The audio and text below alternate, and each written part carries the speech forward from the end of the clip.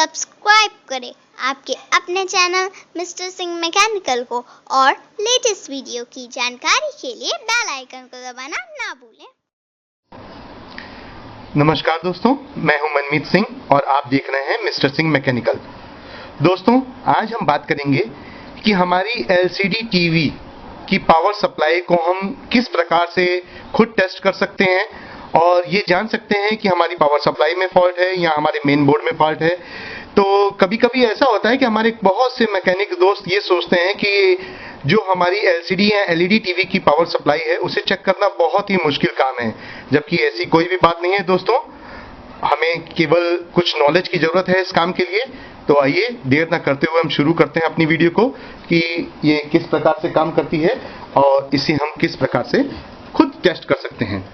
तो दोस्तों, सबसे पहले हमें चेक करना होता है कि जो भी हमारी पावर सप्लाई सेक्शन है उसमें हमारे पास क्या वोल्टेजेस हैं और वो किस प्रकार से काम कर रही हैं।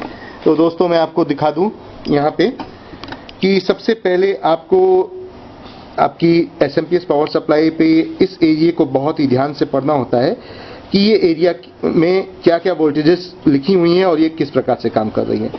सबसे पहले आपको देखना है हमारे पास यहाँ 5 वोल्टेज आपको मिलनी चाहिए, 5 वोल्ट की सप्लाई मिलनी चाहिए जो कि हमारी स्टैंड बाई वोल्टेज है। अब ये हमारी स्टैंड बाई वोल्टेज है तो ये सबसे पहले हम मेजर करेंगे कि ये यहाँ पे हमारे पास स्टैंड बाई वोल्टेज मिल रही है। अब उसके बाद ये स्टैंड बाई वोल्टेज क्या काम करती है। सबसे पहले जैसे ही हम इसको एसी सप्लाई देते हैं तो हमारी सेकेंडरी सप्लाई की जो जनरेट होती हैं वोल्टेजेस, वो वोल्टेजेस पूरी तरीके से काम नहीं करती, क्योंकि ये जो स्टैंड बाई वोल्टेज है ये पहले हमारे मेन बोर्ड में जाएगी। इस मेन बोर्ड में जाने के बाद ये स्टैंड बाई 5 वोल्ट यहाँ डीसी टू डीसी कन्वर्टर या फिर वोल्टेज रेगुलेटर आईसी के थ्रू वो 5 वोल्ट की जो स्टैंड बाई सप्लाई है इस माइक्रो कंट्रोलर आईसी को देगी और ये माइक्रो कंट्रोलर आईसी एक सिग्नल पीएस ऑन, जिसे कि हम पावर सप्लाई ऑन का सिग्नल कहते हैं, हमारे मेन बोर्ड को वापस भेजेगा। जब ये सिग्नल हमारे मेन बोर्ड को वापस भेजेगा पीएस ऑन का सिग्नल, तो जो बाकी की यहाँ बची हुई वोल्टेजेस हैं, जैसे कि 12 वोल्ट की आपकी वोल्टेज हैं, आपकी कुछ और भी वोल्टेजेस 24 वोल्ट की वोल्टेज हैं जो कि हमारी इन्वर्टर बोर्ड के लिए, 12 वोल्ट की वोल्टेज जो हमारी है वो हमारी ऑडियो सेक्शन के लिए, ये सब बाकी वोल्टेजेस को वर्क कराएगा, ये सिग्नल देगा। और पीछे हमारे पीडब्ल्यूएम सेक्शन जो है, पीडब्ल्यूएम सेक्शन हमारा बाकी जो स्विचिंग करा देगा, बाकी सिग्नल्स को दे देगा एसएमपीएस को और वो एसएमपीएस बाकी सप्लाइयों को कन्वर्ट करके यहाँ पे दे देंगे और बाकी सप्लाइयाँ भी हमारे मेन बोर्ड को मिलनी शुरू हो जाएंगी, इन्वर्टर बोर्ड को और मेन बोर्ड को मिलनी शुरू हो जाएंगी। तो आइए दोस्तों, हम सबसे पहले देखते हैं कि ये काम कैसे कर रहा है। तो ये मैंने देखिए ये जैक निकाल दिया। ये एसी कॉर्ड है, मैं इसे एसी लाइन देता हूं, एसी मेन लाइन देता हूं, आप इसे पकड़िए। ये दोस्तों मैंने इसको एसी मेन लाइन दे दी है। अब आप दोस्तों ये देखें, मैंने अपना वोल्टमीटर यहां रख दिया है और मैं अब आपको दिखाता हूं और ये मैंने प्रॉब अपनी ग्राउंड कर दी है। अब आप देखें कि हमारी जो यहां आप देख सकते हैं कि हमारी दूसरी और तीसरी पिन 5 वोल्टेज की हैं, 5 वोल्ट सप्लाई है यहाँ पे और ये स्टैंड बाई 5 वोल्ट है। तो हम अपनी दूसरी और तीसरी पिन पे हम 5 वोल्ट सप्लाई के लिए इसको चेक करेंगे कि हमारे पास 5 वोल्ट सप्लाई आ रही है कि नहीं। ये देखिए दोस्तों, हमने यहाँ इस पिन पे चेक किया और ये देखें हमारे पास सप्लाई है और ये हमने तीसरी नंबर पिन पे भी चेक किया तो यहाँ पे भी हमारे पास 5 वोल्ट सप्लाई है। लेकिन अगर आप ये देखें कि इसके बाद 4 नंबर पिन पे हमारे पास कोई सप्लाई नहीं है, ये देखें आप 4 नंबर पिन पे कोई सप्लाई नहीं, उसके बाद 4 नंबर पिन जो पीएस ऑन का है सिग्नल, उसके बाद आप ये देख सकते हैं यहाँ 24 वोल्ट सप्लाई है 5 नंबर पिन पे, ये हमने 5 नंबर पिन पे प्लॉट रखी है, कोई सप्लाई नहीं है। और ये 6 नंबर पे भी 24 वोल्ट है, कोई सप्लाई नहीं है। 7, 8, 9 ग्राउंड है। उसके बाद ये आपकी 10 और 11 नंबर पिन 12 वोल्ट सप्लाई के लिए है, यहाँ पे भी कोई सप्लाई हमारे पास नहीं है। अब दोस्तों ये क्यों है, ये जैसे मैंने आपको अभी समझाया कि जब हम इसे हमारे पास जब तक ये स्टैंड बाई वोल्टेज हमारी माइक्रो कंट्रोलर आईसी को सिग्नल नहीं देंगी तब तक हमारी micro controller IC PS on का सिग्नल नहीं निकालेगी और बाकी सेक्शंस हमारे काम नहीं करेंगे। तो अब हमने इसको कनेक्ट कर दिया है। अब हम देखते हैं कि अब हमारे पास क्या क्या वोल्टेज मेजर हुई। ये देखें मैं यहाँ आपको दिखाने की कोशिश कर रहा हूँ, साथ साथ में ये मैंने मीटर में भी दिखाऊंगा। ये अब हमारे पास हमने अपनी जो 4 नंबर की पिन थी PS ऑन की, इस पे हमने वोल्टेज अब हम मेजर करेंगे। हम देखेंगे, देखिए हमारे पास यहाँ सिग्नल मिल रहे हैं, 3 वोल्ट के आसपास सिग्नल मिलने चाहिए हमको, जो कि यहाँ हमारे पास मिल रहे हैं। ये देखें, ये देखें आप, 3 वोल्ट के आसपास के सिग्नल मिलने चाहिए जो हमारे पास फर्स्ट क्लास मिल रहे हैं। उसके बाद हमारे पास जो नेक्स्ट पिन है वो 24 वोल्ट सप्लाई की है इन्वर्टर बोर्ड के लिए। तो अभी मेरे पास 20 वोल्ट की रेंज में लगा था, ये इसको मैं 200 वोल्ट की रेंज में कर देता हूँ। और आप ये देख सकते हैं कि हमारे पास यहाँ भी 24 वोल्ट के आसपास सप्लाई है। ये 5वीं नंबर पिन पे भी हमारे, नेक्स्ट पिन पे भी हमारा 24 वोल्ट सप्लाई है। इसके बाद हमारी जो 6, 7 और 8 नंबर की पिनें हैं, ये ग्राउंड है। उसके बाद हमारे 12 वोल्ट की सप्लाई है ऑडियो सेक्शन के लिए। ये देखें दोस्तों, ये भी हमारे पास सप्लाई है। लेकिन आप ये देखेंगे कि हमारे पास BLU ऑन और इसकी सप्लाई भी होनी चाहिए, जो कि हमारी स्किप में फॉल्ट है, तो इसलिए BLU ऑन और इसकी BLU ऑन और पावर BLU एडजस्टमेंट की सप्लाई, इन्वर्टर एडजस्टमेंट की सप्लाई नहीं है। इसे मैं रिपेयर करके दोबारा इस वीडियो को बनाऊंगा और आपको दिखाऊंगा कि इसमें क्या खराबी थी और मैंने इसे कैसे प्रकार से रिपेयर किया।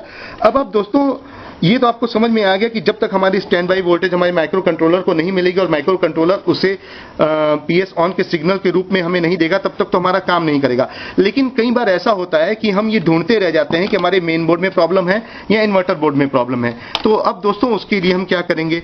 तो उसके लिए मैं आपको सिंपल सा मेथड बता रहा हूं कि आप किस प्रकार से ये चेक कर सकते हैं कि हमारी ये SMPS सप्लाई सही है कि नहीं। तो दोस्तों, आइए चलते हैं नेक्स्ट स्टेप की तरफ और देखते हैं कि हमारी इन्वर्टर बोर्ड को हम सेल्फ चेक किस तरीके से कर सकते हैं। तो दोस्तों, नेक्स्ट स्टेप हमारा ये है कि हमें ज्यादा कुछ ना करते हुए 1 क्वार्टर वाट का रेजिस्टेंस ले लेना है, जो कि 3K से 10K तक हम ले सकते हैं, 3 किलो ओम से लेकर 10 किलो ओम तक।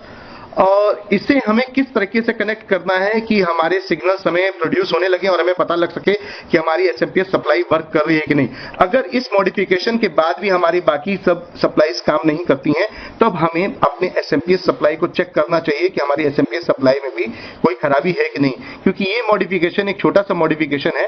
अगर इस मॉडिफिकेशन के करने के बाद हमारे SMPS सप्लाई की बाकी पूरी सप्लाई काम करने लगे, तो हमें ये समझना चाहिए कि हमारे मेन बोर्ड में कोई प्रॉब्लम है और हमें मेन बोर्ड से प्रॉब्लम को सॉल्व करना है।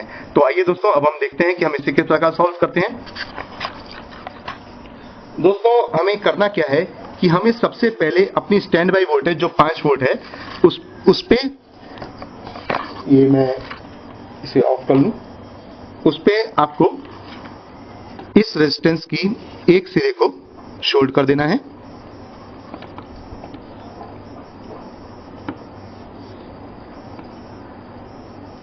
और जो इसका सेकंड सिरा है, उसे आपको PS ऑन सिग्नल, जो कि पावर सप्लाई ऑन सिग्नल है, इस पे आपको शॉर्ट कर देना है। ये एक छोटा सा मॉडिफिकेशन है दोस्तों। ये मैंने, देखें आप, मैंने इन दोनों सिरों को शॉर्ट कर दिया है। 5 वोल्ट स्टैंड बाई और PS ऑन सिग्नल को मैंने यहाँ पे शॉर्टिंग कर दी है। अब हम आगे देखेंगे कि अब हमारे वोल्टेजेस जनरेट हुए कि नहीं। मैंने अभी इसको मेन बोर्ड से अलग कर दिया है, तो अब हम देखते हैं कि हमारी और वोल्टेजेस जनरेट हुए कि नहीं। अब मैंने इसे फिर से सप्लाई दी है। अब ये देखिए दोस्तों, मैं आपको दिखाने की कोशिश करता हूँ। ये रेजिस्टेंस पे हमारे पास, जो कि हमारी 5 वोल्ट स्टैंड बाई है, ये देखिए, ये है हमारे पास। और ये देखिए, अब ये PS ऑन पे जो सिग्नल हमने दिया है, ये कुछ वोल्ट ड्रॉप करके ये PS ऑन का सिग्नल निकाल रही है। अब नेक्स्ट स्टेप हमारा ये है कि अब हम ये देखते हैं कि हमारी नेक्स्ट जो वोल्टेजेस हैं ये खड़ी हैं कि नहीं। अब देखिए, अब उसके बगल में हमारी जो ये 24 वोल्ट की सप्लाई का सिग्नल था, इसे हमने 24 वोल्ट की सप्लाई दी है। देखिए दोस्तों, ये हमारी वर्क कर रही है। इसके बाद हमारी 12 वोल्ट की सप्लाई है ऑडियो सेक्शन के लिए, वो भी हमारी वर्क कर रही है। तो ये छोटा सा मॉडिफिकेशन अगर हम करेंगे तो हम ये जान सकते हैं कि हमारा पावर सप्लाई बोर्ड सही से काम कर रहा है और बाकी वोल्टेजेस को भी ये निकाल रहा है। अब आपको मैं दिखाता हूं कि अगर हम ये सिग्नल नहीं देते हैं तो हमारी वोल्टेजेस वाकई में प्रोड्यूस नहीं होती है। इसको भी मैं आपको दिखाता हूं। ये देखें, आप पकड़ें इसे जरा। ये देखें आप, मैंने इस रेजिस्टेंस को ओपन कर दिया।